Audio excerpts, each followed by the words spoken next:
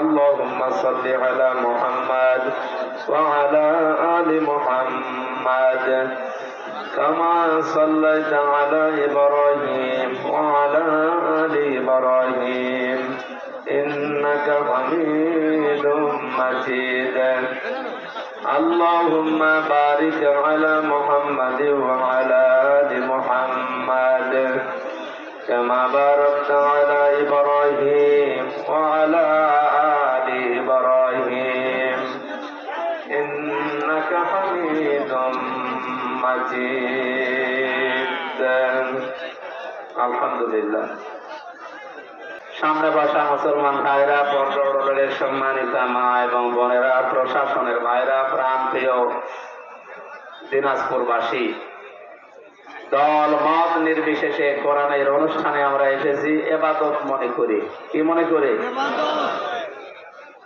আমাদের বাস্তব অবস্থা হযরত ইউসুফ আলাইহিস সালামের মতো। হযরত ইউসুফ নবীকে যখন তার ভাইরা কুয়া থেকে এই মালিক নামে লোকটা তুলে বিক্রি করে দিচ্ছিল, যেই দোষগুলো ইউসুফ নবীর প্রতি দিয়েছে তার ভাইরা, একটা দোষও সত্য নয়। ভাইরা তাকে বিক্রি করার সময় বলেছিল, এই বাড়ি থেকে পালিয়ে যাচ্ছে আমাদের কাজের লোক, গোলাম, এর চরিত্র ভালো না, চুরি করার অভ্যাস আছে, এই জন্য ওকে আমরা বিক্রি করে দিচ্ছি গোপনে, আপনি যদি নিতে চান নিয়ে যান। এখন বলেন তো, যে দোষগুলো দিল, ও গোলাম ছিল, চোর ছিল, চরিত্র খারাপ ছিল? ইউসুফ নবী ওই সময় কোন কথা বলেছিলেন? বলেন বলেন, জবাব দেন। কারণ জবাব দিলে এই সময় এই ক্রেতা যিনি আছেন, এই আব্দুল মালিক নামে এই লোকটা চলে যাবে। পরবর্তীতে 10 ভাই মিলে এতক্ষণ তো কুয়ায় ফেলেছিল, এবার মাটির নিচে দেবে, কেউ জানবেও না যে আমি মারা গেছি। কারণ মরুভূমির ভেতরে মানুষ মেরে বালি সরিয়ে যদি ওই জায়গায় বুঝে রেখে দেয়, সমান করে দেয়, কেউ জানবে না যে ওখানে মানুষ মাটি দেওয়া আছে। সুতরাং তার চাইতে আমার এই লোকটার সাথে মিশরে চলে যাওয়া ভালো, অন্তত বেঁচে তো থাকতে পারবো। আজও তাম দুনিয়ায় তাকান, মুসলমানদের উপরে যে দোষগুলো দেওয়া হচ্ছে যে এরা সন্ত্রাসী, এটা কি সত্য? তাম দুনিয়ার সবচাইতে বড় সন্ত্রাসী ইহুদিরা,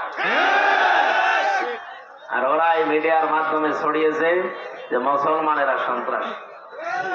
আমাদের নামে আরো যে বদনাম গুলো আছে আমি নাই বললাম, কিন্তু চুপ করে থাকা ছাড়া ইউসুফ নবীর মতো আমাদের কিছু করার নেই। কারণ এখন কিছু বললে যে আপনারা চলে যাবেন, তখন ধরে আমরা বুঝতে পারবো। এই জন্য অন্তত যা বলে বলুক, আমাদের বেঁচে থাকা লাগবে, আমরা যেন বেঁচে থাকতে পারি। এরপরে মিশরে যাই, দেখি কি অবস্থা দাঁড়ায়। যদিও আমি বিক্রি হয়ে যাচ্ছি, যাক, কিন্তু সময় আসবে যখন আমার এই টাকা পয়সা দিয়ে এই গোলামের জীবন থেকে আমি বেরিয়ে আসতে পারবো ইনশাআল্লাহ। সুতরাং ইবাদত মনে করে যারা এসেছেন, আজকের আলোচনার বিষয় কাজের সময় কাজ। এটা যে দুনিয়ার বিষয় না, শুধু আল্লাহ তাআলা কোরআনে আয়াত নাযিল করে জানিয়েছেন, এটা গুরুত্বপূর্ণ একটা বিষয়। রব্বানা আতিনা ফিদ দুনিয়া হাসানা, হে আল্লাহ দুনিয়ার হাসানা দাও, কল্যাণ দাও, শান্তি দাও, নিরাপত্তা দাও, রিজিক দাও, যাই বল। তাহলে দুনিয়ায় আগে চাওয়ার জন্য শিখিয়ে দিচ্ছে কে? আল্লাহ। আফিল আখিরাতে হাসানা, এরপরে আখিরাতে দিও। আল্লাহ কিন্তু আগে আখিরাতের কথা দিয়ে পরে দুনিয়ার কথা দিতে পারতেন। তার দুনিয়ায় যার ঠিক নেই, তাফসীর আছে আয়াতের, এই যার দুনিয়ায় ঠিক হবে না, আমার আখিরাতেও ঠিক হবে না। এজন্য দুনিয়াকে আগে শান্তি করা দরকার। শান্তি মানে হাসানা দিয়ে ভরপুর করা দরকার। দুনিয়ার হাসানা আমরা পেয়েছি তাফসীরে প্রায় 10টা। এগুলো যদি কেউ পায় তাহলে সে দুনিয়ার হাসানা পেয়েছে। আফিল আখিরাতি হাসানা, আখিরাতের হাসানা 5টা। যদি কেউ ওই 5টা পরবর্তীতে পায়, সে আখিরাতের হাসানা পাবে। অকিনা আযাবান নার, শেষে বলা হচ্ছে আল্লাহ তুমি চাই করো জাহান্নামে আমাদের দিও না, এই আগুন থেকে আমাদের বাঁচাও। জাহান্নাম থেকে কেউ যদি বাঁচতে চায়, মাত্র একটা কাজ দুনিয়ায় করা লাগবে। কয়টা? তাহলে আর আয়াতের প্রথম কথা যে দুনিয়ায় শান্তি দাও, কোন জায়গায়? আরো জোরে বলেন। পৃথিবীতে শান্তি পেতে হলে কাজে থাকা লাগবে, কাজ এটা হওয়া লাগবে আমার আল্লাহর নির্দেশ মতো। শুধু কাজ কারবার যারা করে কাজে কোনো কষ্ট নেই, আপনি কি এটা ভাবেন? কষ্ট আছে। জাকাত ভিত্তিক অর্থনীতির মাধ্যমে যে মানুষগুলো সম্পদ অর্জন করে এই কাজেও কষ্ট নেই, আছে। দুইটা কাজেই কষ্ট আছে। একটা দেখানো পথ হচ্ছে আল্লাহর, আর একটা দেখানো পথ হচ্ছে শয়তানের। আমরা যেহেতু মানুষ, আল্লাহর সৃষ্টির সেরা, আমরা গোলাম আল্লাহ, দাস আল্লাহর, বান্দা আল্লাহ, এই জন্য আমরা দেখানো পথে চলবো আল্লাহ। শয়তান আমাদের প্রকাশ্য দুশমন বা শত্রু, শত্রুর সাথে দুশমনের সাথে যে আচরণ করা লাগে আমরা ইনশাল্লাহ এখন থেকে তাই করব। অনেকেই মনে করে শয়তান মানে ও সে আসাসিল শয়তান, ওই পৃথিবীতে আর শয়তান নেই। ইন্নাল মুবাযযিরিনা কানু ইখওয়ানা শায়াতিন ওয়া কানা শাইতানু লিরাব্বিহি কাফুরা। এই পৃথিবীতে যারা অপচয় করে তারা শয়তানের ভাই। কোরআন পড়ে আপনি এমন একটা আয়াত দেখাতে পারবেন না যে বড় বড় গুনাহ করেছে কিন্তু শয়তানের ভাই বলে আল্লাহ আখ্যা দিয়েছে আমি পাইনি। এই শুধু একটা গুনার কারণে যারা অপচয় করে এরা কি বলেন বলেন। অত বড় কঠিন বিষয়টা অথচ অপচয় আনতে চলছে। আল্লাহ এই কথা বলে শেষ করে দেননি, আল্লাহ নিজে প্র্যাকটিক্যাল মানুষকে অপচয় করেন না সেটা দেখিয়েছে। বিজ্ঞান আজ প্রমাণ করছে মানুষের এই খাবার খাবার পর পাকিস্তানিতে যে যেটা হজম হয় এটা পিত্ত রস ওখান থেকে তৈরি হয়ে ওই খাবারের উপরে যখন পড়ে ফোটা ফোটা হয়ে তারপর খাবারগুলো হজম হতে সাহায্য করে। এটা এত দামি জিনিস, এটা যদি না পড়ে আপনার খাবার হজম হবে না। বিজ্ঞান প্রমাণ করছে এই রসটা তৈরি হতে শরীরের বিভিন্ন নির্যাস দিয়ে আল্লাহ এই রসটা বানায়, অনেক দামি জিনিস এটা। এই জন্য যতক্ষণ আপনার পেটে খাবার থাকে ফোটা ফোটা করে ওইটা পড়ে, খাবার বন্ধ হয়ে গেলে অটোমেটিক মেশিন এর মতো ওটা বন্ধ হয়ে যায়। যে এতটা খাবার হজম করার জন্য লাগে, খাবার না থাকলে ওইটার দরকার নেই। এত দামি জিনিস খাবারের নির্যাস দিয়ে ওটা বানানো হয়। আমার আল্লাহ এটা অপচয় করবেন, নষ্ট করবেন, এই জন্য আল্লাহ ওটা অটোমেটিক বন্ধ করে দিয়েছেন। দুনিয়ার মানুষকে জানিয়েছে তোমরা আর যাই করো অপচয় করবা না, আমি নিজে অপচয় করি না। আমরা বুঝলাম শয়তানের ভাই যারা অপচয় করে, যারা আরো জোরে বলেন শয়তানি আমরা দেখতে পাই না। যারা বাংলাদেশে আজ অপচয় করবে এরা আমাদের দুশমন, শত্রু। দ্বিতীয় নম্বরে শয়তান বলা হয় তাদেরকে যারা অশ্লীলতা ছড়ায়। শয়তান জান্নাতের ভেতরে হযরতে আদম এবং হাওয়াকে উলঙ্গ অবস্থায় দেখে খিলখিল করে হেসেছিল। এটা তো আমি বানালাম না। সূরা আরাফের ভেতরে আমার আল্লাহ জানিয়েছেন হযরত আদম এবং হাওয়া তাদের দুইজনের পোশাক যখন খুলে পড়ে গেছে, শয়তানের ইচ্ছা ছিল না যে তাদেরকে জান্নাত থেকে বের করে দেবে। না, জান্নাতে আছেন থাকেন, অসুবিধা নেই, কিন্তু আপনার লজ্জা স্থান আমি দেখবো। এই জন্য শয়তান যৌনতা ছড়াতে ভালোবাসে। আজও যারা বিভিন্ন জায়গায় যৌনতা ছড়ায় বুঝবেন এটা আসল টাটকা নির্ভেজাল শয়তান। তাহলে এদের সাথে সম্পর্ক হবে শত্রু এবং দুশমনের মতো। কথা বলা মানুষ আজ অনেকেই নিজে অন্যায় করে আর দোষ দেয় শয়তানের। কাজ করছে নিজে আর গালি দেয় শয়তানকে। আপনি ওইটা বুঝে যদি গালি দিতে পারেন, যারা অশ্লীলতা ছড়ায় নিজেদেরকে প্রদর্শন করে চামড়ার ব্যবসা করে, এই মানুষগুলো শয়তান। আপনাকে মানা লাগবে এবং শয়তানকে যেভাবে মনে করেন দুশমন, শত্রু, এদেরকেও ঠিক ওই আচরণ আপনার করা লাগবে। নয়তো আপনি কখন নিজেই শয়তান হয়ে যাবেন টের পাবেন না। শয়তানের আরেকটা কাজ আছে, ও নারীকে পুরুষ বানাতে চায়, পুরুষকে নারী বানাতে চায়। নবীজি এজন্য হাদিস দিয়েছেন, কোন পুরুষ যদি নারীর বেশ ধরে, নারী যদি পুরুষের বেশ ধরে, সঙ্গে সঙ্গে আল্লাহ নিজে তাদের উপরে লানত করে। মুহাদ্দিস শাহ মাহমুদুল হাসান দেওবন্দি মুহাদ্দিসে দেহলভী রহমাতুল্লাহ আলাইহি গভীর রজনীতে তিনি কোরআনে কারীম পড়ছিলেন, সূরা ইয়াসিন তেলাওয়াত করছেন। তার বাড়ির উপর দিয়ে দুইটা জিন যাচ্ছিল। কোরআনে কারীমের মধুর আওয়াজ শোনার পরে তাদের গজ জ্বলার গতি তারা থামিয়ে দিয়েছে। মুহাদ্দিস সাহেবের তেলাওয়াত শুনছেন, শুনতে শুনতে নিজেরা হারিয়ে গেছে।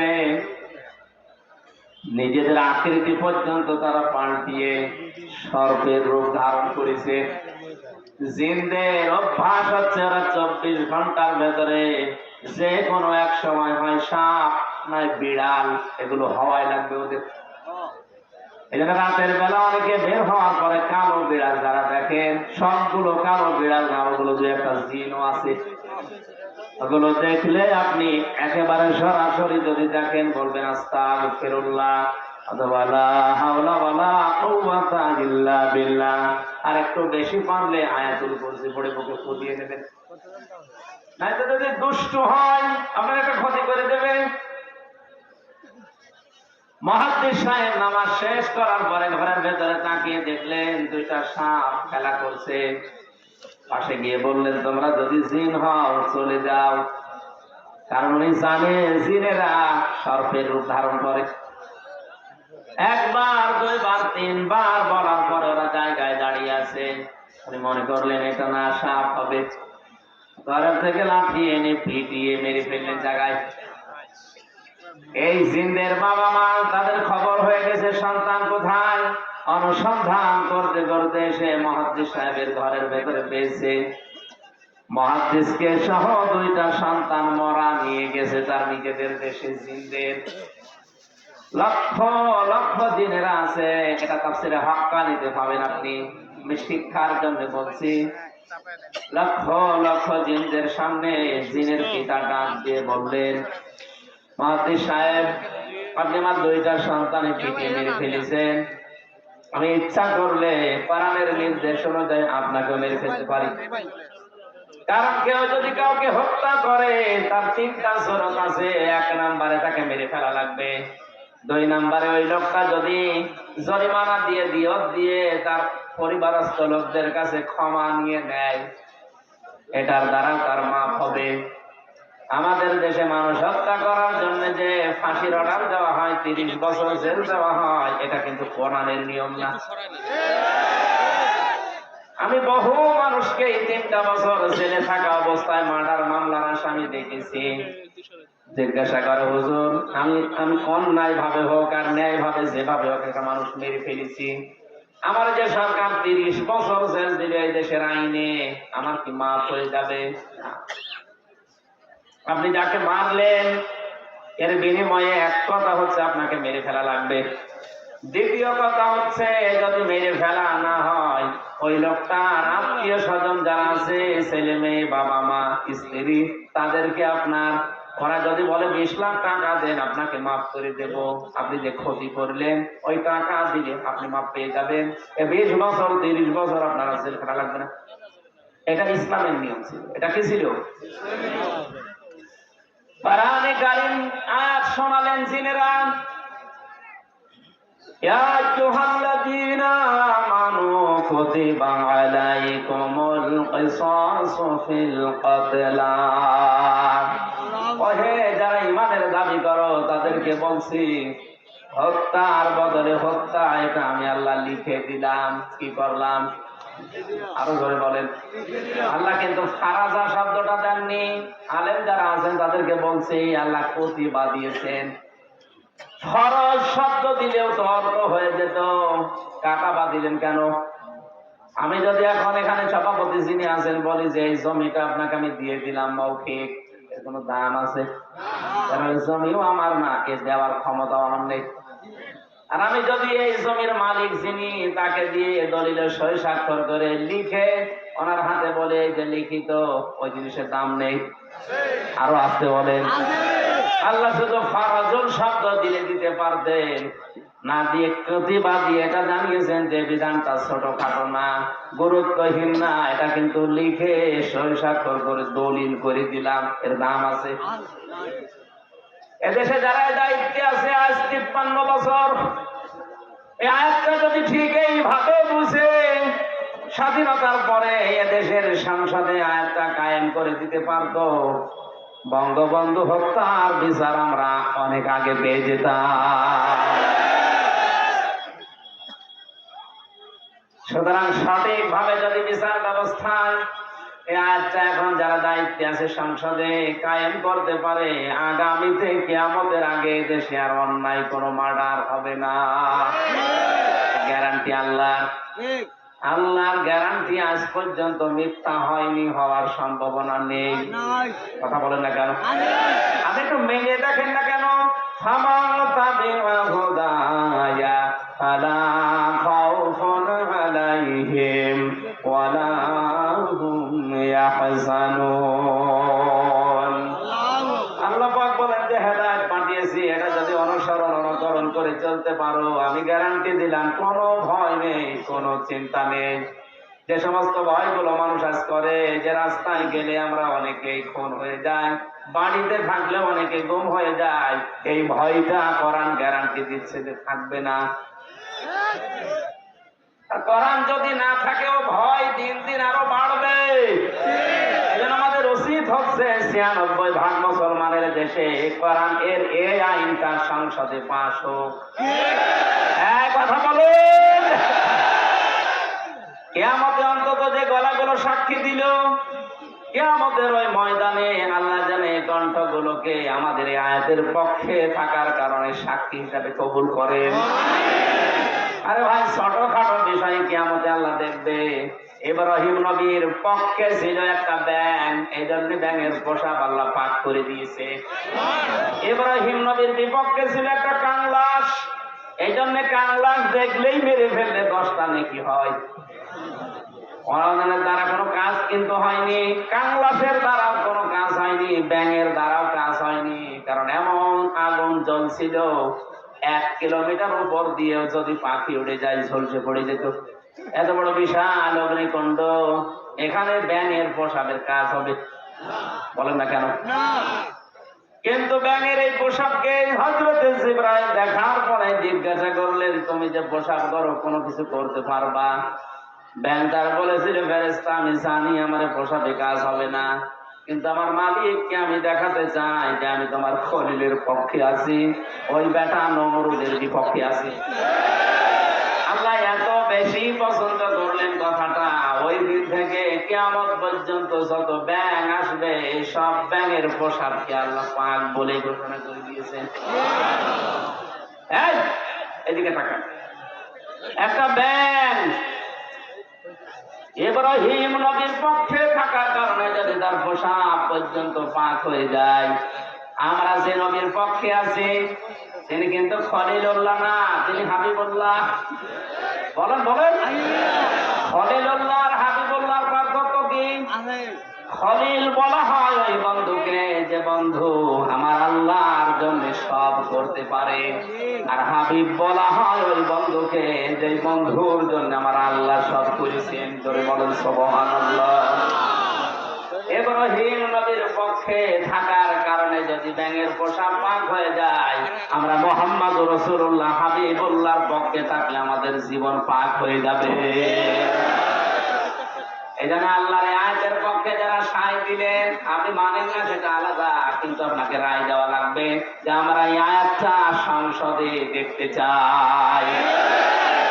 হাজারো মানুষ জেলখানাতে, প্রায় 1 লাখের উপরে মানুষ এখন জেল খাটছে সারা বাংলাদেশে। অধিকাংশ গুলোই লক্ষ্য করলে দেখা যায় মার্ডার মামলা। গাজীপুরের কাশিমপুর কারাগারে প্রায় 1200 মানুষ এখনো ফাঁসির দণ্ডাদেশ নিয়ে মাথায় দিয়ে কন্টেম ছেলে কাটাচ্ছে। 10,000 মানুষ ওখানে আছে, 4 জেল মিলে প্রায় 1200-1300 মানুষ শুধু ফাঁসির আসামি, এদের ফাঁসি দেওয়া হবে।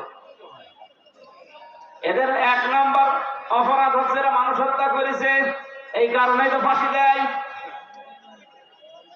জিনদের পিতা ডাক দিয়েছে, মুহাদ্দিস সাহেব আমি কিন্তু আয়াত অনুযায়ী আপনাকে মেরে ফেলতে পারি, কিন্তু আমার একটা হাদিস জানা আছে, কোন সৃষ্টি যদি তার আকৃতি পাল্টিয়ে ফেলে তাকে মেরে ফেললেও কোনো গুনাহ নেই।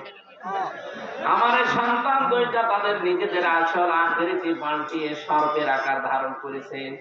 আপনি যেটা বললেন যে তিনবার তাদের বলার পরেও তারা শোনে নাই, এই জন্য আপনি না বুঝতে পেরে মেরে ফেলেছেন। আমি আপনার কোনো দোষ দিতে চাই না, তবে একটা কথা, যে কোরআন শুনতে গিয়ে জীবন গেছে, স্থান ত্যাগ করে নাই, আপনার এই মধুর কণ্ঠ দিয়ে আমাদেরকে ওই কোরআন থেকে একটা কিছু শুনিয়ে বিদায় করেন।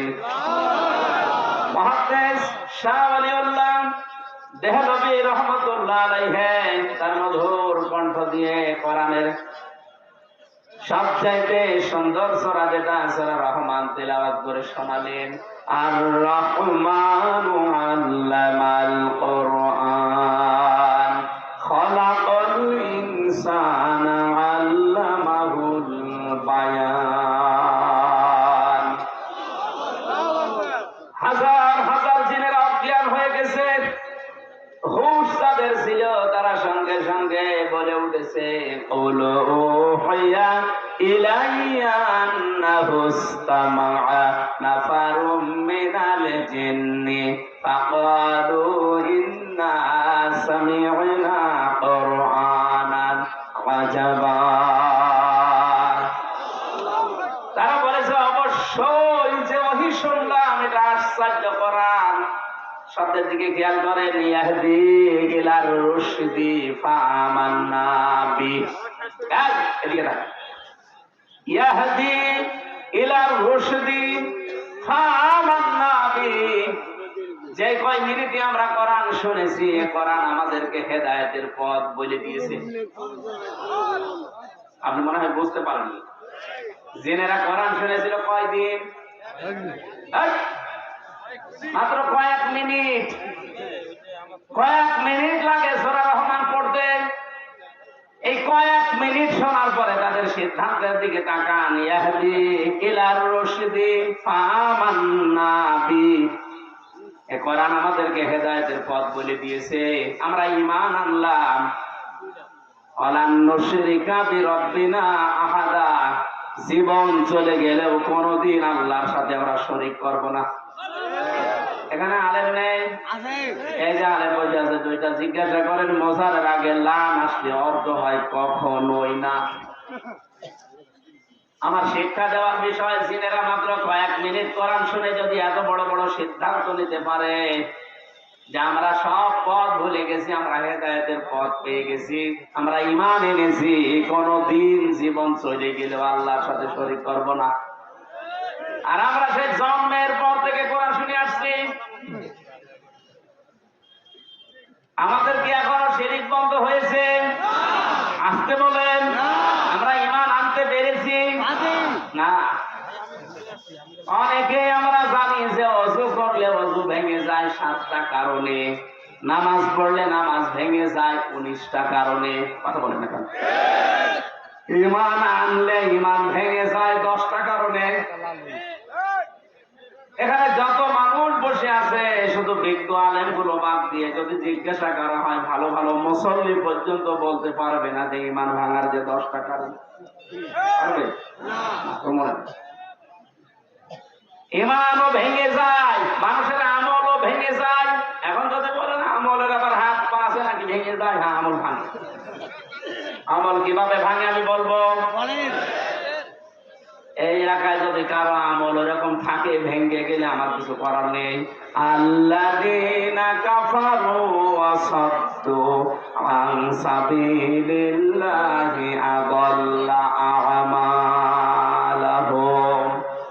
সূরা মুহাম্মাদের প্রথম আয়াতে আল্লাহ জানিয়েছেন, যারা কুফরি করে আর যারা আল্লাহর পথে বাধা সৃষ্টি করে, আযাল্লা ইউদিল্লু বাবে ফাআল, বাংলা অর্থ দাঁড়িয়েছে আমলের বহুবচন আমাল। কোন মানুষ যদি কুফরি করে আর আল্লাহর পথে বাধা সৃষ্টি করে, সে যেভাবে হোক ওর জীবনের পেছনের আমল আল্লাহ সব নষ্ট করে দিয়েছে, ভেঙে ফেলেছে। এ কোরআন শুনতে আসবে মানুষ আল্লাহর পথে না শয়তানের পথে?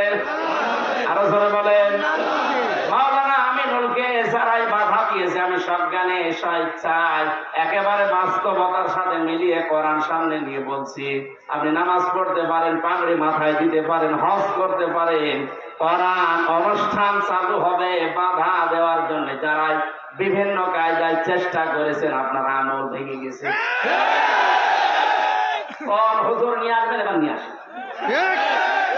যদি মনে করেন না বানিয়ে বলছি, সূরা হুজুরাতের 2 নম্বর আয়াতের ব্যাখ্যা আছে, বলেন বিশ্ব নবীর উপরে যদি কেউ কথা বলে তাহলে তার আমল আল্লাহ নষ্ট করে দেয়, অথচ লোকটা জানেও না যে আমার আমল নষ্ট হয়ে গেল কি করে। লা তারফাউ আসওয়াতাকুম ফাওকা সাওতিন নাবিয়্যি ওয়া লা তাজহারু লাহু বিল কওলি কাজহারি বা'দিকুম লিবা'দিন আন তাহবাতা আমালুকুম ওয়া আনতুম লা তাশউরুন। কোন ইমানদার যদি নবীর উপরে কণ্ঠ দিয়ে উচ্চ আওয়াজে কথা বলে, হে নবী আপনি জানিয়ে দেন তার আমল আর নেই, সব নষ্ট হয়ে গেছে। এই আয়াত আমি বানালাম? কাবা এখনো পর্যন্ত মসজিদে নববীতে নবীজির রওজার উপরে এটা স্বর্ণের অক্ষর দিয়ে লেখা আছে। আপনি বলেন তো এখানে নবী আছে কিয়ামত পর্যন্ত দুনিয়ায় আসবে? আরো জোরে বলেন বলেন। নবী তো আসবে না কিয়ামত পর্যন্ত, এই আয়াতটা আল্লাহ কোরআনে দিল কেন? আবার তারফাও মজারে দিয়েছেন, এই কারণেই দিয়েছেন বর্তমান ভবিষ্যৎ প্রেজেন্ট ফিউচার, কারণ কিয়ামত পর্যন্ত নবী আসবে না, নবীর ওয়ারিস আলেমরা আসবে। মাওলানা আমিনুল যাই হোক, ওনারা নিয়ে অনেক সমালোচনা আমিও শুনেছি হোক, কিন্তু নামের আগে তো আলেম লেখা আছে। বলেন না কেন? আপনি এটা অস্বীকার করতে পারবেন যদি কামেল পাস করেনি? অন্তত এই দেশের শিক্ষা ব্যবস্থা অনুযায়ী উনি তো আলেম, এই দেশে সবাই জানে মাওলানা আমিনুল সিরির বন্দরের আলেম।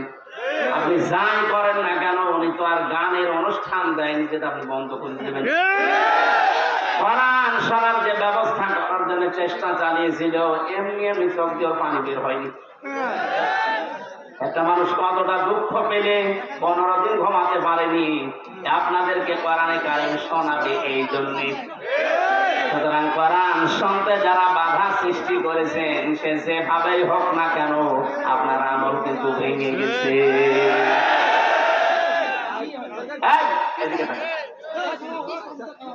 নামাজ ভেঙে যাওয়ার কারণ আমরা জানলাম কয়টা? 19টা। কয়টা? ওযু ভেঙে যাওয়ার কারণ কয়টা? আমল ভেঙে যাওয়ার কারণ কয়টা? সূরা মুহাম্মাদের প্রথম আয়াত বলে দিলাম না যে 2টা? কথা বলেন না কেন?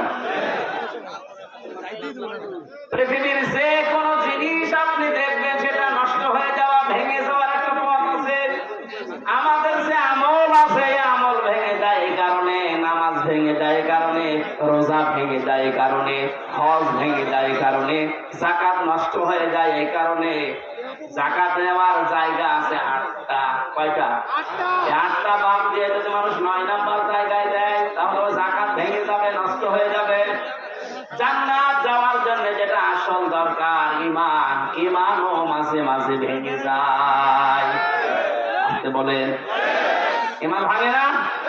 ঈমান ভাঙার কারণ 10টা। কয়টা? আমি সংক্ষেপে আপনাকে লিখে নেওয়ার জন্য বলছি, কাজে লাগবে লিখেন। ঈমানও মানুষের ভেঙে যায়। 1 নম্বরে সূরা জুমারের 65 নম্বর আয়াতের দলিলটা আছে। আমি শুধু থিওরি গুলো বলছি, বাড়িতে মিলিয়ে নিয়েন। 1 নম্বরে দুনিয়া কেউ যদি শিরিক করে তার ঈমান ভেঙে যায়, নষ্ট হয়ে যায়, ওই ঈমান নিয়ে জান্নাতে যাওয়া সম্ভব না। 2 নম্বরে কেউ যদি কুফরি করে, কুফরি মানে কি? ঢেকে ফেলা। কুফরি মানে অস্বীকার করা, ঢাকনা দেওয়া, চেপে রাখা, গোপন করা। আল্লাহর কোন বিধান জানার পরে যদি কেউ চেপে রাখে, গোপন করে, সেও প্রকারান্তে কাফের, তারও ঈমান ভেঙে গেছে। আর এটা বাংলাদেশে এখন বেশি। 3 নম্বরে কেউ যদি নেফাকি করে, মুনাফিকি করে। আপনি মানুষ নাকি? কি দাঁড়িয়ে থাকেন আপনি? আপনি শুনতে পাচ্ছেন না? এমনি এমনি আপনাদের নাম অফিস দিয়েছে, এমনি এই কারণে দিয়েছে।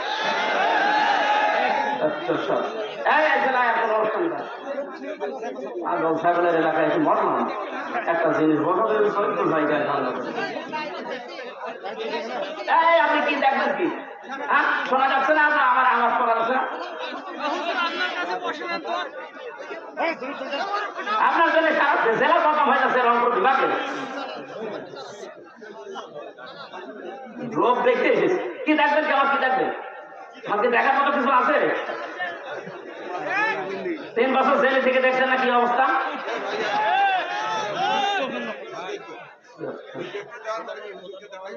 তারপরে দিচ্ছে আপনি দেখে চলে যান এত সুন্দর একটা আলোচনা হচ্ছে আরে না না বুঝে না শুনে জিল লাগছে আরে কি এখানে পিছান এই স্টেজে এত মানুষ তুলবেন না শুধু আনন্দের ছাড়া জ্ঞানী মানুষ যেগুলো আছে অতিথি ওগুলো ছাড়া মানুষকে তুলবেন 14 জনকে দুনিয়ায় সারা বারবার ডিস্টার্ব করে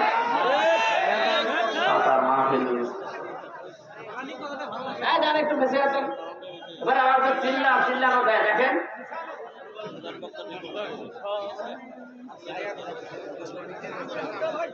ওটা বলবো না জান ওটা বাদ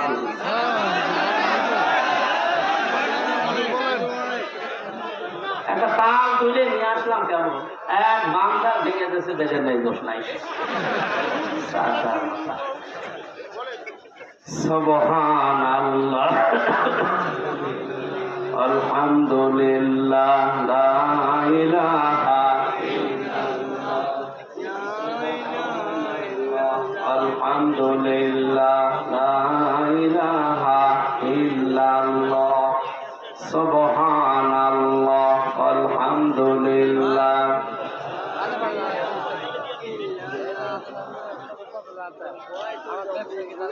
এবার তো আওয়াজ দেন না আমি যে জিকির করতে বললাম কি আওয়াজ দেন না কেন সুবহানাল্লাহ আলহামদুলিল্লাহ লা ইলাহা ইল্লাল্লাহ সুবহানাল্লাহ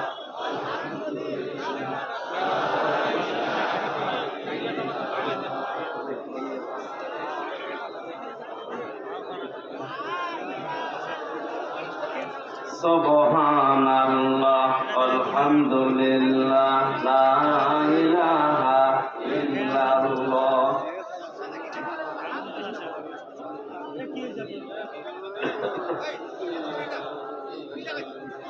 দাও খোদা দাও আমায় আবার ওমার দারাজ দিন দাওয়ালির মতো বীর সেনানি জাগাতে রেখে দাও খোদা দাও আমায় আবার ওমার দারাজ দিন হামজাকে দাও ঘরে ঘরে জীবন দিতে অকাতরে হামজাকে দাও ঘরে ঘরে জীবন দিতে অকাতরে আবার কাবা ভাঙতে এলে পাঠাওয়া বাদী দাও খোদা দাও আমায় আবার ওমার দারাজ দিন সচ্চা ঈমান দিয়ে পাঠাও শত সাহাবা যাদের দেখে বিশ্ব আবার বলুক মারহাবা আবার পাঠাও আবু বকর ফিতনা ফাসাদ শোক সমর অনড় পাহাড় সম দাও সে মনের মিল দাও খোদা দাও আমায় আবার ওমার দারাজ দিন আমার ভাইরা আমি মাওলানা আমিনুলের কথা এমনি বলি না যেহেতু নবীজির ইন্তেকালের আগে যে কথা ছিল গুরুত্বপূর্ণ কয়টা তার ভেতরে এটা একটা আল উলামা ওয়ারাসাতুল আম্বিয়া আলেমরা আমি নবীর ওয়ারিস আমি হয় মাওলানা আমিনুল, মাওলানা হোসাইন, মাওলানা হারুন, যাই হয়ে দেশে আলেম সারাই আছে, আপনি বিশ্বাস করতে পারেন এদের আমল আখলাক ত্রুটি বিচ্যুতি থাকতে পারে, কিন্তু এরা নবীর ওয়ারিস। কিয়ামতের ময়দানে আল্লাহ পাক যদি বিচার করে আলেমদের সবার সম্মুখে করবে না, কুদরতের পর্দা দিয়ে ঢেকে নিয়ে গোপনে বলবে এগুলো করেছিলি। এই জন্য তোমার সান্ত্বনা আছে, কিয়ামতে অন্তত আল্লাহ মানুষের সামনে অপমান করবে না। শাস্তি যদি দিতেও চায় আল্লাহ গোপনে দেবে। আল্লাহর কাছে আমাদের জীবনের আলেমদের কাকুতি মিনতি, আল্লাহ তুমি গোপনে মাফ করে দিও। তোমার সাত্তার নামের ওসিলায় যেভাবে গোপন করে দিয়েছো দুনিয়ায় কেউ জানে না। আমির হামজা, মাওলানা হুসাইন, মাওলানা আমিনুল কি করেছে অনেকে জানে না, তোমার জানা আছে। কিয়ামতে যেদিন বিচার বসাবে আল্লাহ কুদরতের ওই জায়গাতে যেন গোপনে মাফ করে দাও। আমার ভাইরা জানে ওনার উপরে যদি কেউ কণ্ঠস্বর নিয়ে কথা বলেন, ওনার আমল আখলাক যাই থাকুক না কেন আপনারটাকে জ্বালা নষ্ট করে দেবে।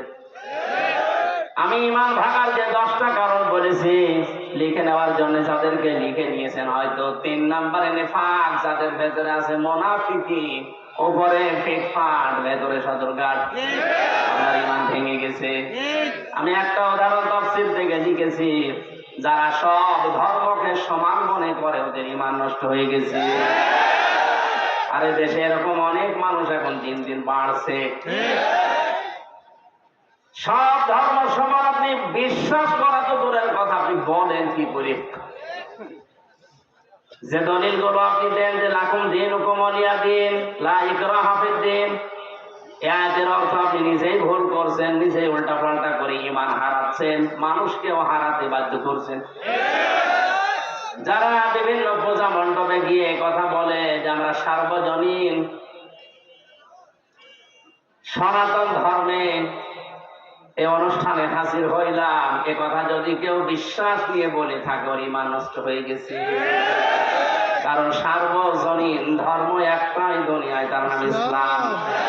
আর সনাতন ধর্ম মনে করি অনেকেই বলি হিন্দু ধর্ম না, সনাতন মানে পুরাতন। সনাতন মানে পৃথিবীতে সব চাইতে পুরাতন ইসলাম, এর আগে কিছু ছিল না। এক কথা বলো না কেন? পৃথিবীর প্রথম মানব যিনি হযরতে আদম, তার ধর্ম কি? আরো জোরে। সুতরাং এই কথা কারা প্রচার করেছে আমরা জানি না, যে সনাতন ধর্ম মানে হিন্দু ধর্ম, এটা মিথ্যা কথা। সনাতন ধর্মই পৃথিবীতে ইসলাম। ইসলাম, আল্লাহর কাছে একমাত্র ধর্মের নাম ইসলাম। এই জন্য ধর্মের আগে আলিফ লাম আছে। এখানে যারা গ্রামার বোঝে, আলিফ লাম 4 প্রকার। এখানে যে আলিফ লাম দেওয়া আছে নির্দিষ্ট করার জন্য। আমি যদি মাওলানা হোসাইনকে বলি ভাই আমি দিনাজপুরে যাব, আমি যদি বলি এই যে রাস্তাটা, এর আগে তাহলে তরিকের আগে আলিফ লাম দেওয়া লাগবে। তরিক এই একটাই রাস্তা, কিন্তু দিনাজপুরে যাওয়ার জন্য এখনো 4-5টা রাস্তা আছে।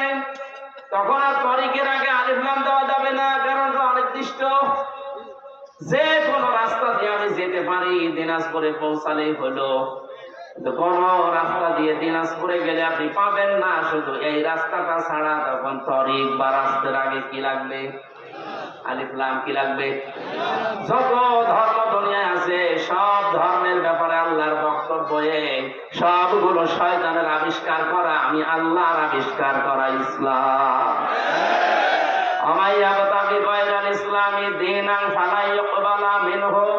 ইসলাম বাদ দিয়ে অন্য কোন ধর্ম নিয়ে, অন্য কোন জীবন ব্যবস্থা নিয়ে কেউ যদি আল্লাহকে রাজি করতে চায়, ওর জীবনের কোনো কিছু আল্লাহ কবুল করছে না, করবে না। তাহলে আয়াতগুলো দ্বারা কি প্রমাণ হয়? সব ধর্ম সমান। আরো জোরে। অনেকে এখন ফতোয়া বের করছে যে আমরা উদারতা দেখাতে গিয়ে বলি আপনি কি আল্লাহর চাইতে বেশি উদার। আশা করছি এটা যারা ভুল বুঝে হোক আর জেনে শুনে হোক ষড়যন্ত্র করে বলছে, আপনার ইমান ভেঙে গেছে। 4 নম্বরে নবী ছাড়া যারা অন্য কারো আদর্শ ভালো মনে করে। কয়েকদিন আগে একটা জরিপ পেয়েছিলাম, এদেশে বিশ্ব নবীকে একমাত্র আদর্শ মেনে চলে মাত্র 100 জনের 15 জন। তাহলে এই যে পয়েন্টগুলো আমি কোরআন থেকে হাদিস থেকে লিখেছি, প্রত্যেকটার পেছনে হায়াতের দলিল আছে। আমি তো এগুলো লম্বা করে বলতে পারছি না, শুধু আমার সাবজেক্টে যাব। তাই যারা আজ বিশ্ব নবী বাদ দিয়ে অন্য কাউকে আদর্শ মানে, তাদের সংখ্যা এই দেশে 85 জন। কত? আর একমাত্র যারা বিশ্ব নবীকে উসওয়াতুন হাসানা মানে, ওদের সংখ্যা মাত্র 15 জন। আপনি হিসাব করে বলেন, আমরা খালি চিল্লা যে দেশে 96% মুসলমান। হ্যাঁ, মুসলমান আছে, ওই আদমশুমারিতে আছে, আর ওই আগা কাটা আছে। অনেকেই ভাবে যে আগা কেটে দিলেই মুসলমান। ছাগল কি? ছাগলের দেয় না? না, ভুল যারা করছেন আপনাকে সংশোধনী দিলাম, আশা করছি আপনার বিবেক খুলবে। এরপরেও যদি আপনি একেবারে সে আবু জাহেলের মতো অনড় হয়ে থাকে, আমার মনে হয় আপনার হেদায়েত কপালে আনবে। 5 নম্বরে আল্লাহর বিধান যাদের ভালো লাগে না, এটা সূরা মুহাম্মদের 9 নম্বর আয়াতে আছে। এদেশে এখন নেই। একই আল্লাহর বিধান কোরআনে কারিমে আকিমুস সালাত খুব আদায় করছে, আতুস যাকাত খুব দিয়ে দিচ্ছে, কিন্তু একই আল্লাহর বিধান আকিমুদ্দিন, দিন কায়েম করো, ওয়ালা তাতাফাররাকু ফি, এই বিষয়ে কোনো ফতোয়াবাজি করো না। দিনটাকে কায়েম করা ফরজ নামাজের মতো, রোজার মতো, অনেকেই জানেও না ও মানেও না। অথচ পৃথিবীতে যত নবী এসেছিলেন, আমি আলেমদের বলছি, প্রত্যেকটা নবীর শরীয়তে কম বেশি কোনো মাসলা মাসাইল নিয়ে একটু ঝামেলা ছিল। হয়তো অনেক নবীর সাথে আমাদের নবীটা মেলেনি। যেমন হযরত মুসা আলাইহিস সালামের জামানায় কারো শরীরে যদি লাপাক লেগে যেত, ওই জায়গাটা এরকম মুছে ফেললেই হয়ে যেত। হযরত ঈসা নবীর জামানায় একটু কঠিন ছিল, কোন জায়গায় নাপাক লেগে গেল, চামড়া খুশিয়ে খুশিয়ে তুলে ফেলে দিয়ে রাখলো। আল্লাহ পাক কঠিন দাম দেননি, একেবারে সহজটাও দেননি, আমাদের মাঝামাঝি শরীয়ত দিয়েছেন যে চামড়াও তোলা লাগবে না, আবার মুছে ফেললেও হবে না, 3 বার ধুয়ে ফেলা লাগবে। হ্যাঁ, এই যে মাসলা মাসালে হয়তো বিভিন্ন নিয়ম নীতি নিয়ে মতবাদ করতেছিল, কিন্তু আদম থেকে শুরু করে আমাদের নবী পর্যন্ত প্রত্যেকের মিশন একটাই ছিল, আনাকিমুদ্দিন ওয়ালা তাতাফাররাকু ফি, নামাজ যেভাবে কায়েম করো, রোজা যেভাবে ফরজ মনে করে করো, দিন কায়েম করা কিন্তু ঠিক ওই রকম ফরজ। আর এই বিষয়ে কোনো পার্থক্য, মত পার্থক্য, ফতোয়াবাজি, দলাদলি চলবে না। আর যত দলাদলি, মত পার্থক্য সব এই জায়গায় এসে, এদেশে মানুষ যত আছে, দল বেশি। এটা মিথ্যা কথা। কারণ এমন লোক আছে, 1 জন 2 3 দল করে, যখন যে দল উনি ওই দলের কর্মী। যেদিকে বৃষ্টি পড়ে ওইদিকে ছাতা ধরে, এরকম মানুষ আছে না নেই?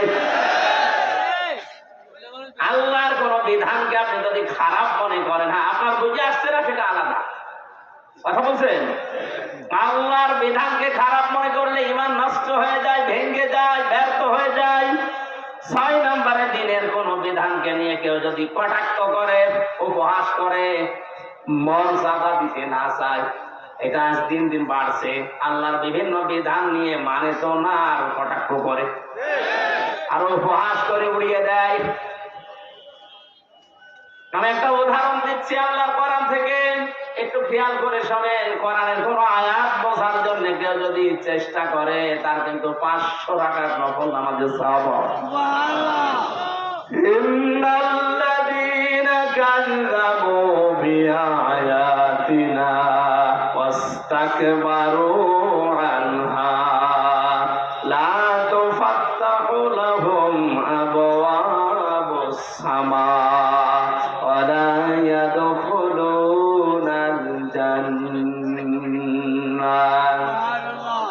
আল্লাহ পাক বলেন, হে নবী, নিশ্চয় যারা আমি আল্লাহর আয়াতকে অবিশ্বাস করে, মিথ্যা মনে করে, আর যখন আমার আয়াত দিয়ে ওয়াজ করা হয়, তাফসীর করা হয়, ব্যাখ্যা করা হয়, সতর্ক করা হয়, ও মানুষ সতর্ক না হয়ে অহংকার করে আর উঠে চলে যায়।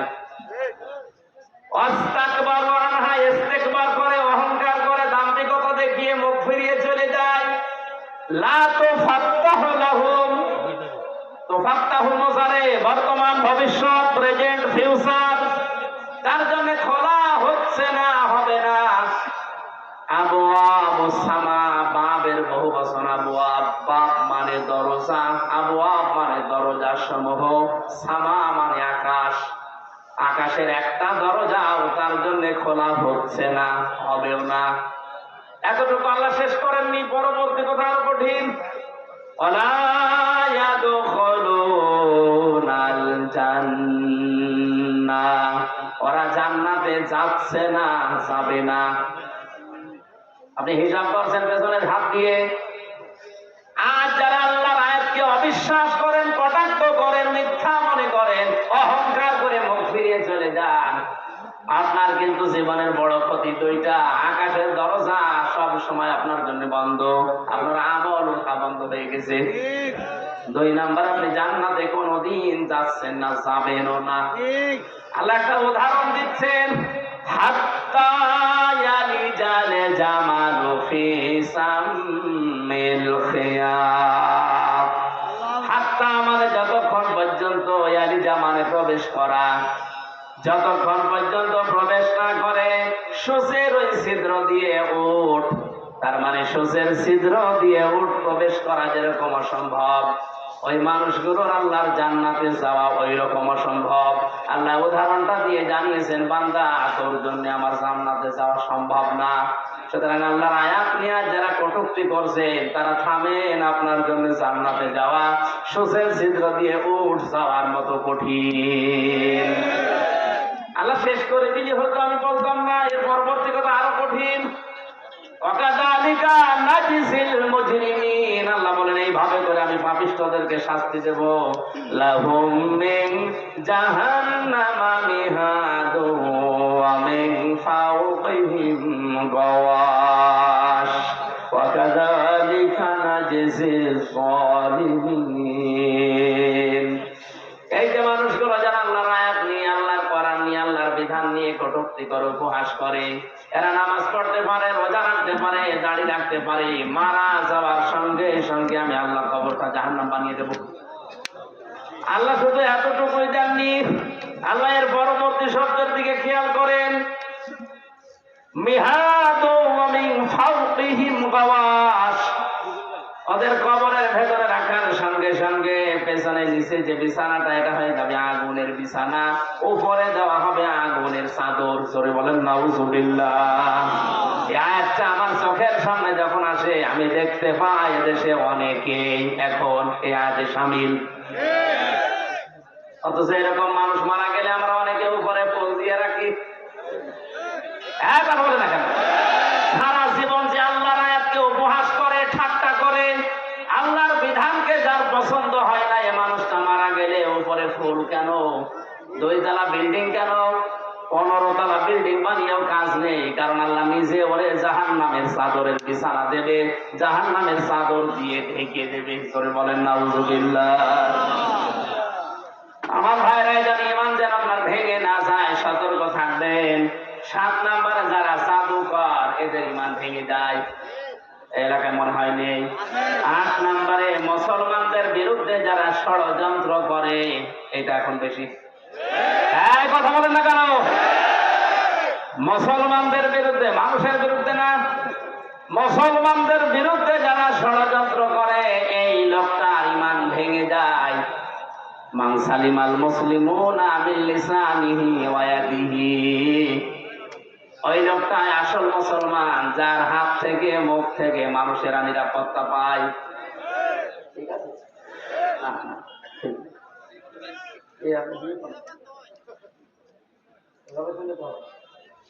আমি অর্থ করলাম ঠিক আছে। মান সালিমাল মুসলিমুনা মিন লিসানিহি ওয়া ইয়াদিহি, ওই লোকটাই প্রকৃত মুসলমান, যার হাত থেকে, মুখ থেকে মানুষেরা শান্তি পায়। কি শোনে ওরা আলেম বলে?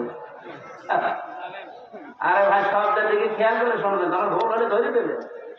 এমনি এমনি আপনি স্কুলে বসে আছেন। না না না, হয়নি। এখানে কিন্তু এই জন্যে তাফসীর মাহফিলে আসা লাগে। সূক্ষ্ম সূক্ষ্ম কিছু শব্দ যেগুলো ক্লাসে পাওয়া যায় না, এই শব্দগুলো গবেষণা করে বের করা লাগে। কোন মানুষ যদি মানুষ হয়ে মানুষের উপরে জুলুম করে, তার বিরুদ্ধে কিন্তু আল্লাহর মামলা আছে, এটা আলাদা বিষয়। সূরা শুরার 42 নম্বর আয়াতে আল্লাহ দলিল দিয়েছেন, ইন্নামাস সাবিলু আলাল্লাযিনা ইয়াজলিমুনান নাস। আমি আল্লাহর মামলা, আমি আল্লাহর অভিযোগ তাদের বিরুদ্ধে যারা মানুষ হয়ে মানুষের উপরে জুলুম করে। আল্লাহ এখানে ইয়াজলিমুন আর মুসলিমুনা দেয়নি, দিয়েছে ইয়াজলিমুনান। বলেন বলেন, হিন্দু কি মানুষ না? খ্রিস্টান, ইহুদি, তাহলে মানুষ মতবাদকে যারা বিবেচিত, সে যে ধর্মের হোক, ওর উপরে কেউ যদি জুলুম করে, তার অধিকার নষ্ট করে, তার বিরুদ্ধে মামলা কার, এটা আলাদা বিষয়। কিন্তু এখানে আল্লাহর নবী নাস শব্দ দেননি, দিয়েছেন মুসলিমুনা। কি দিয়েছেন?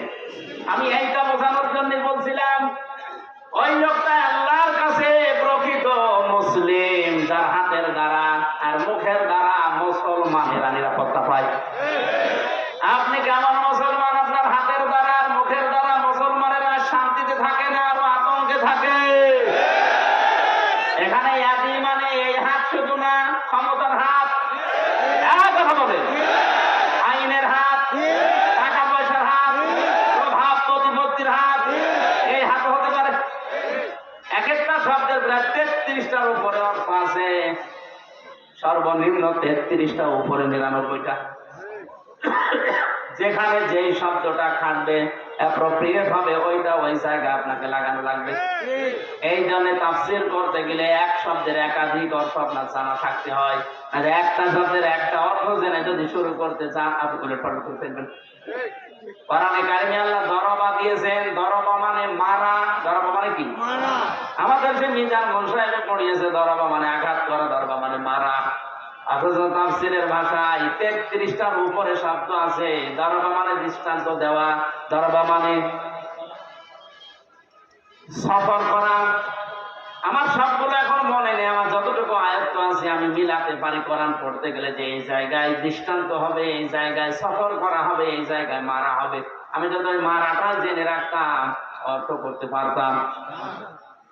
আল্লাহ পাক এখানে মুসলিমুনা শব্দ নাস না দিয়ে নবীজি কেন দিয়েছেন? এমন শব্দ দিয়ে শুধু এই হাত আমরা বুঝি ক্ষমতার হাতের দ্বারা, আইনের হাতের দ্বারা। যারা মুসলমানদেরকে শান্তিতে থাকতে দেয় না, এরা মুসলমান না।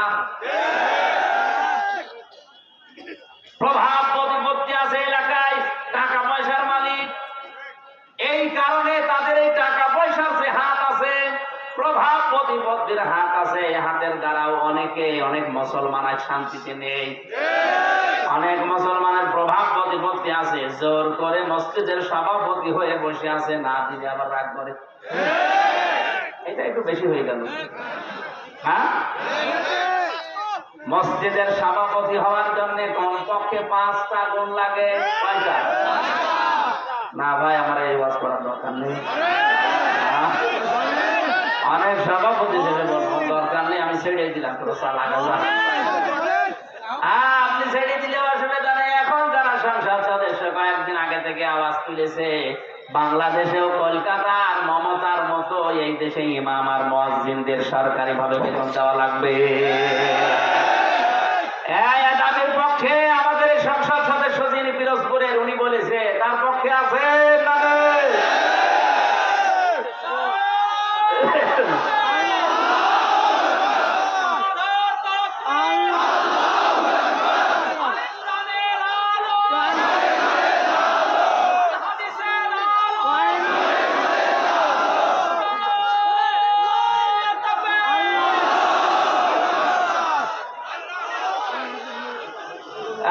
পৌরসভার মেয়র যিনি আছেন, ড্রেন পরিষ্কার করেন, টয়লেট পরিষ্কার করেন, তার যদি বেতন দেওয়া যায় 3 লক্ষ 3.5 লক্ষ, মসজিদের ইমামের বেতন আর মুয়াজ্জিনের বেতন দিলে আমাদের প্রধানমন্ত্রী পারবে না?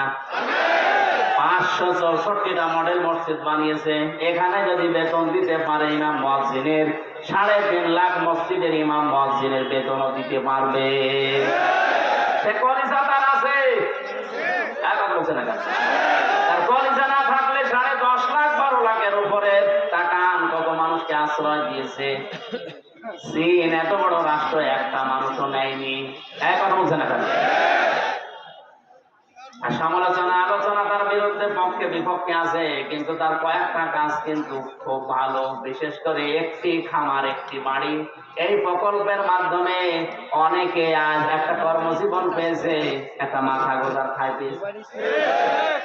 প্রধানমন্ত্রীর জীবনে কিছুই যদি আল্লাহর ভালো না লাগে, এই কাজটা ভালো হবে, কারণ এটা কোরআনে কারিমের সূরা মুদ্দাসসির থেকে নেওয়া। হে নবী, আপনি মিসকিনদেরকে খাবার দেবেন, যারা দেয় না তারা মুসলমান দাবি করলেও জাহান্নামে যাবে। সুতরাং শুধু নিজে খেয়ে পরে বাঁচবেন, এতিম মিসকিন অসহায় মানুষের খবর রাখবেন না, আপনি জান্নাতে যেতে পারেন না। উনি হয়তো এই আয়াত থেকে এই শিক্ষাটা নেওয়ার জন্য একটি খামার একটি বাড়িয়ে প্রকল্প চালু করেছিল। দুর্নীতি হয়েছে, হয়তো অনেকে একটি খামার একটি বাড়ি বানাতে গিয়ে মাসের বদলে রড দিয়েছে, আমরা জানি, কাজ তো করেছে। যারা দায়িত্ব পেয়েছিল ওরা 2 নাম্বারই করলে উনি ওখানে ডাকাতি করবে কি? সুতরাং এই কাজটা যেন আল্লাহ কবুল করেন। লক্ষ লক্ষ মানুষের মাথা গোজার মতো একটা ঠাঁই হয়েছে, একটা কর্মসংস্থান তৈরি হয়েছে। জোরে বলেন সুবহানাল্লাহ। আমি কিন্তু শিক্ষা দেওয়ার জন্য যে জায়গায় ছিলাম ওখানে ফিরে যাচ্ছি। যে মানুষগুলো কাউকে মুসলমানদের বিরুদ্ধে ষড়যন্ত্রে লাগিয়ে দেয়, এই লোকটার মুসলমান থাকে না, ঈমান ভেঙে যায়। 9 নম্বরে কাউকে যদি কেউ ইসলামের ঊর্ধ্বে মনে করে, ওর ঈমান নষ্ট হয়ে যায়। আমি এই শব্দটা আর বলবো না। কাউকে আপনি ইসলামের ঊর্ধ্বে মনে করতে পারবেন না, এমনকি নবীজিও না। কারণ নবীজি ইসলামের প্রচারক ছিলেন, ইসলামের খাদেম ছিলেন।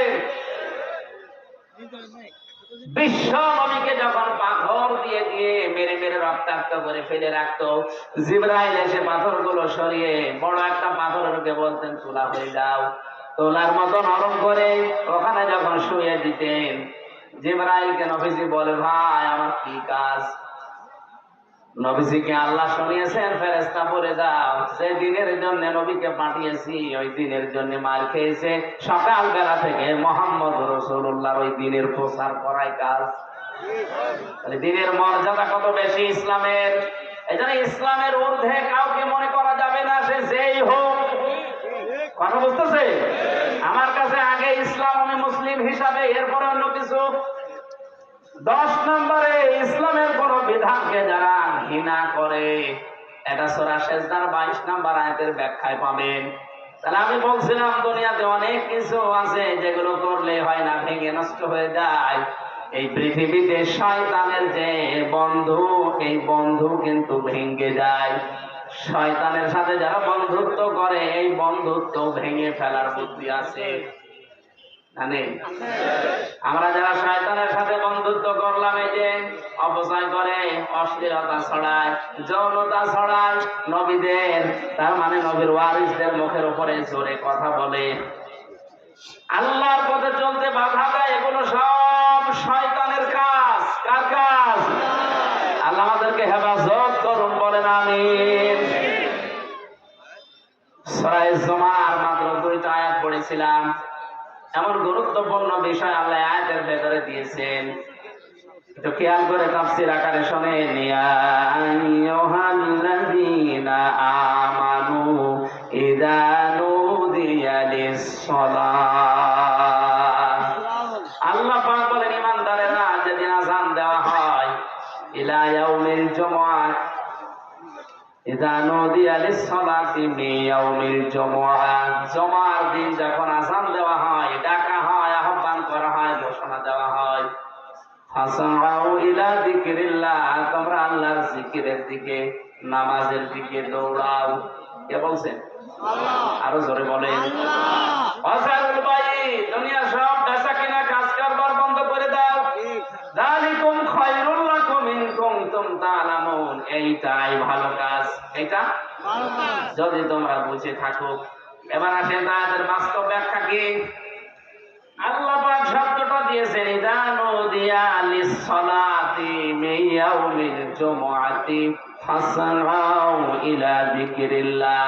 যখন আযান হয়ে যাবে সব কাজ কাম বন্ধ করে দিয়ে দৌড়াও নামাজের দিকে। কিসের দিকে? আরো জোরে বলেন। আর আমরা হাদিস শুনেছি এতদিন যে নবীজি জানিয়েছেন কেউ যেন নামাজের জন্য দৌড়িয়ে মসজিদে যাবা না। শুনেননি? শুনছি মানে এটাই সঠিক হাদিস। মুসলিম শরীফের হাদিস হচ্ছে কেউ যেন মসজিদে দৌড়িয়ে যাবা না নামাজ পড়ার জন্য। ফজরের নামাজে নবীজি নামাজ আদায় করছেন, নামাজের ভেতরে থপ থপ করে কিছু আওয়াজ শুনলেন, নামাজ শেষ হয়ে গেল, ঘরে বসলেন, ডাক দিয়ে বললেন সাহাবীরা নামাজের ভেতরে আমার কানে আওয়াজ এসেছে, দপ দপ করে আওয়াজ হচ্ছিল কিসের? সাহাবীরা বলে হুজুর আমরা ফজরে টের পেয়েছি দেরিতে, জলদি করে ওযু করে মসজিদে আমরা অনেকেই দৌড়িয়ে এসে সামাত ধরেছি। ওই দিন নবীজি হাদিসটি বলেছিলেন যে তোমরা কেউ দৌড়িয়ে সামাত ধরবা না, যতটুকু পারা যায় ধীর ভাবে নামাজ পাও, বাকি যেটা পাবে না কাজা করে নেবে। কথা বুঝতেছেন? তাহলে আয়াতের সাথে নবীর কথার কোনো মিল নেই। হ্যাঁ ওই আছে তো। আল্লাহ বললেন দৌড়াও, নবীজি বললেন দৌড়ানোর দরকার নেই। আল্লাহ দৌড়াতে বলেছেন এই কারণে আপনার যেন নামাজ গুরুত্ব দিয়ে, যখন দুনিয়াতে নামাজের সিস্টেম চালু হয়ে যাবে, আযান হয়ে যাবে, সব কাজ কাম আপনার জন্য এখন বন্ধ। আল্লাহ এইটা বোঝাতে চেয়েছেন যে কাজ কামে লিপ্ত থাকতে গিয়ে যেন আল্লাহ নামাজের জামাত শেষ হয়ে না যায়। এজন্য আগে থেকে প্রস্তুতি নাও, আগে থেকেই তোমাকে নিজেকে প্রস্তুতি করো, অন্তত মসজিদের সাথে তোমার এই জীবনটা, তোমার অন্তরটা লটকিয়ে রাখো। কিয়ামতের কঠিন ময়দানে মানুষ যখন পাবে ঘামের ভেতরে হাঁটুটুকু খাবে, ওই সময় আরশের ছায়ায় যাদেরকে স্থান দেব তার 4 নাম্বার তারা যারা দুনিয়াতে নামাজ পড়তে মসজিদে যায়, বের হয়ে গেলে আবার কখন যাবে এই ধান্দায় থাকে। ধরে বলেন আমরা এই কাজ কারবার করে একটু আদায় করি। ফাসাউ ইলা যিকরিল্লাহর ব্যাখ্যা মানে দৌড়াতে বলেছে এই জন্যে যেন আপনি আগে থেকে প্রস্তুতি নেন, নামাজ যেন নষ্ট না হয়ে যায়। এই কারণে সব কাজ কাম বন্ধ করে দিতে বললেন। এর সাথে বাংলাদেশের বাস্তবতার মিল হয় না, আমি অনেক ক্ষেত্রে দেখেছি। আল্লাহ বলছেন দৌড়াও নামাজের জন্য, সব কাজ কাম বেচা কিনা দোকানপাট যত কিছু আছে বন্ধ করা লাগবে। কে বলছেন? আরো জোরে। দিনাজপুরবাসী খেয়াল করেন, জমার নামাজ আযান থেকে শুরু করে একেবারে শেষ পর্যন্ত আমার মনে হয় 1-1.5 ঘন্টা সময় লাগে। কথা বলছেন এখন? আল্লাহ বললেন তোমাদের এইটাই ভালো কাজ, নামাজে আসো এই কাজ বন্ধ করে দিয়ে। আর আমরা দেখছি না 1-1.5 ঘন্টা সময় লাগছে, অথচ এই দেশে এমন অনেক মানুষ আছে 1 ঘন্টায় 5 লাখ টাকা উপায় করে। আপনার বেশি মনে হয়ে যাচ্ছে? ঢাকাতে ডাক্তার মতিয়ার রহমানের বাড়ি খুলনা, অনেক পিত্তথলির পাথর বের করেন অপারেশন ছাড়া। ওনার 15 মিনিট সর্বোচ্চ সময় লাগে এক একটা অপারেশন করতে, 1,20,000 করে টাকা নেয়। 1 ঘন্টায় যদি 4টা 5টা করে কত টাকা হয়? উনি 1.5 ঘন্টা নামাজ পড়তে গেলে কমপক্ষে 7 লাখ টাকা ওনার লস হবে।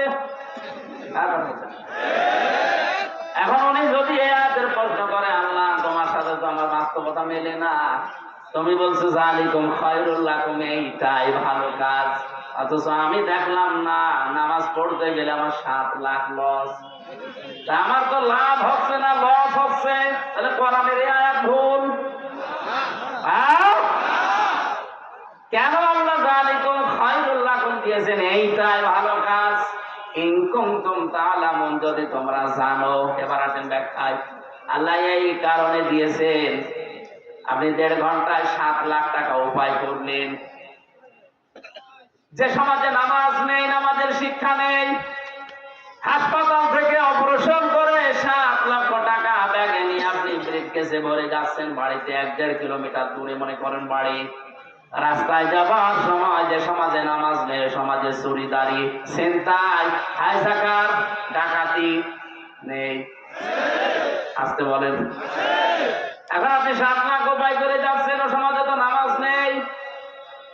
আপনার টাকা নেওয়ার সঙ্গে সঙ্গে বাড়িতে যাওয়ার রাস্তায় যদি ছিনতাইকারী ধরে, যদি চাই, আপনি দিতে না চাইলে আপনাকে মেরেও ফেলতে পারে। আল্লাহ এই কারণে নামাজের গুরুত্ব দিলেন, কারণ নামাজ যদি কায়েম হয়ে যায়, নামাজের শিক্ষাগুলো যদি ব্যক্তি, পরিবার, সমাজ, রাষ্ট্রে এসে যায়, 7 লাখ না 7 কোটি টাকা সঙ্গে নিয়ে গেলেও তোমার মনে আল্লাহ ছাড়া আর কোন চোর, ডাকাত, হাইজাকার, ছিনতাইকারীর ভয় থাকবে না। এরকম একটা পরিবেশ আল্লাহর নবী মদিনায় গঠন করেছেন না করেন নাই? আরো জোরে। একবারও কি দেখতে মনে চায় না যে নামাজের সমাজটা বাংলাদেশে কায়েম হলে কি করে হাইজাকার মুক্ত, সন্ত্রাস মুক্ত, দুর্নীতিবাজ মুক্ত, সাদাবাজ মুক্ত, চোর ডাকাত মুক্ত একটা জীবন কিভাবে চালানো যায় শান্তিতে, ওটা দেখতে মনে চায় না? আরো জোরে বলে চাই না? এই জন্য এটা বলেছেন যালিকুম খায়রুল লাকুম, এটা ভালো।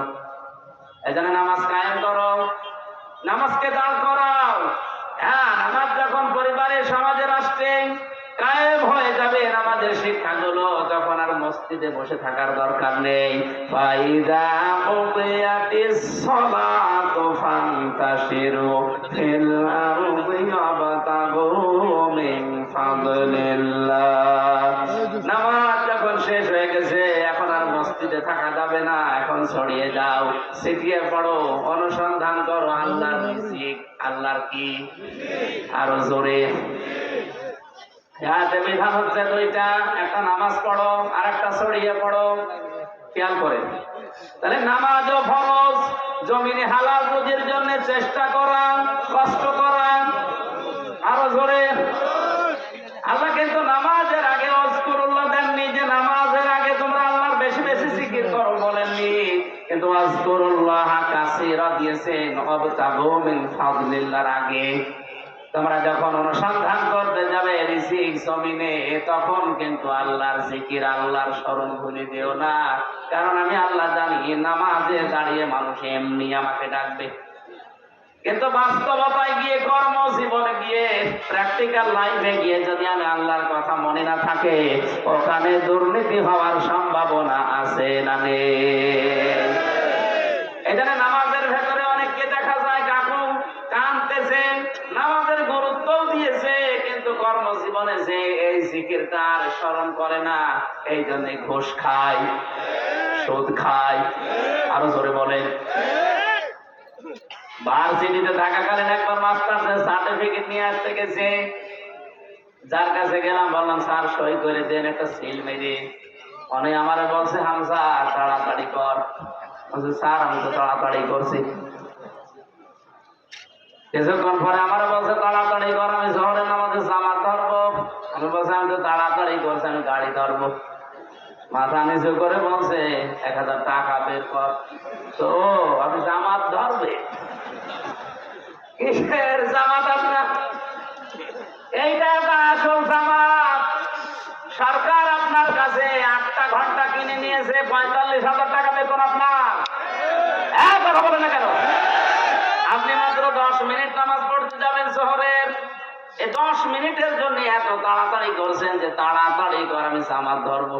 আপনার যে 8 ঘন্টা জামাত এখানে চলছে, ছেলে মেয়েরা আসবে, সই করে ছেলে মেরে দেবেন, এইটাই আপনার জামাত। কথা বলে না কেন? আল্লাহ এই জন্য বলেছেন কর্মজীবনে যে যেন আমাকে ভুলেছেও না, আমার জিকিরটা ওই জায়গায় আরো বেশি করো, তাহলে এই দেশে দুর্নীতি হবে না। আয়াতের শেষে ছিল লাআল্লাকুম তুফলিহুন, যদি এটা করতে পারো আমি আল্লাহ বলছি তোমরা সফল হয়ে যাবে। জোরে বলেন সুবহানাল্লাহ।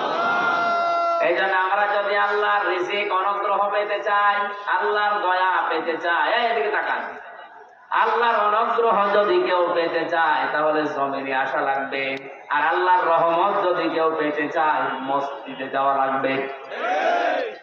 মসজিদে ওঠার সময় বলা হয় আল্লাহুম্মা আফতাহ লি আবওয়াব রাহমাতিক, হে আল্লাহ তোমার রহমতের দরজা আমার জন্য খুলে দাও। একবার বলেন না। আর যখন বের হয় মানুষ তখন কি চায়?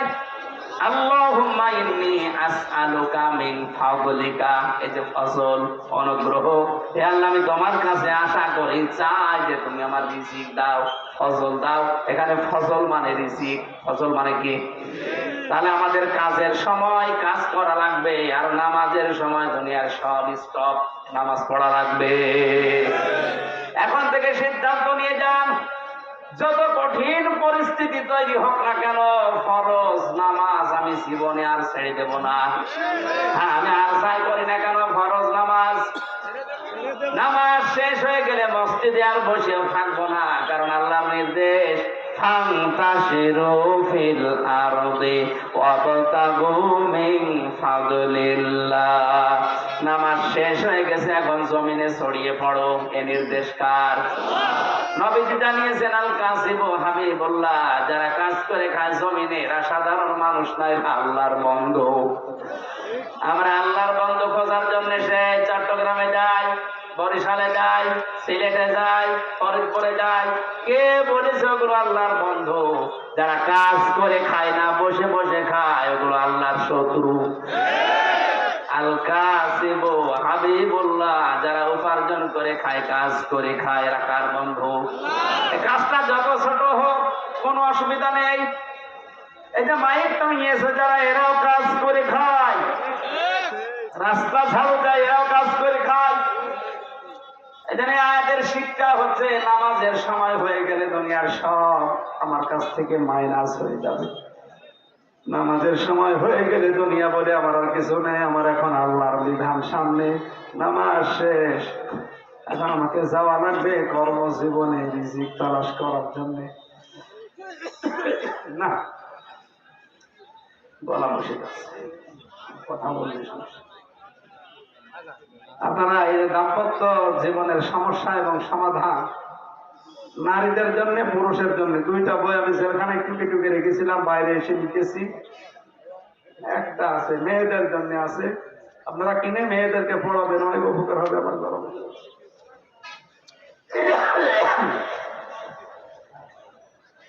এ মাহফিলের খরচের জন্য ওনাদের টাকা পয়সা ওঠেনি, আপনারা একটু দয়া করে যাদের সমর্থ আছে দিয়ে যাবেন।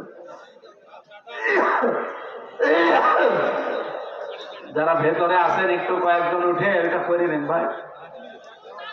এমন হয়ে গেল কেন?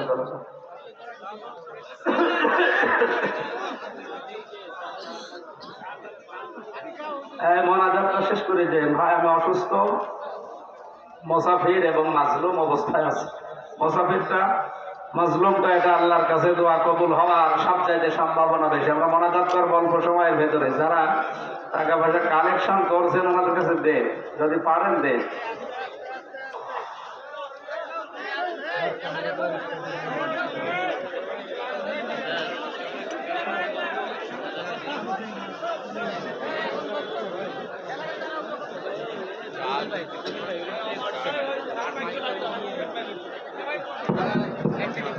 আপনারা যে যা পারেন আল্লাহর রাস্তায় এই মাহফিলের জন্য দিয়ে যান। আর যারা ভলেন্টিয়ার ভাইরা আছে ব্যাগ নিয়ে ভিতরে চলে যায়, ভলেন্টিয়ার যারা আছে ব্যাগ নিয়ে ভিতরে চলে যায়। কেউ মোনাজাত না করে কেউ যাবেন না, মোনাজাত না করে কেউ যাবেন না। আর বই আমাদের স্টেজ থেকে আপনারা সংগ্রহ করে নিয়ে যাবেন, আমাদের কাছ থেকে বই আপনারা সংগ্রহ করে নিয়ে যাবেন। আমাদের প্রিয় মুফাসসির মুফতি আমির হামজা ভাই জেলখানায় অনেক কষ্ট করে তথ্য সংগ্রহ করে এই বইটা লিখেছেন।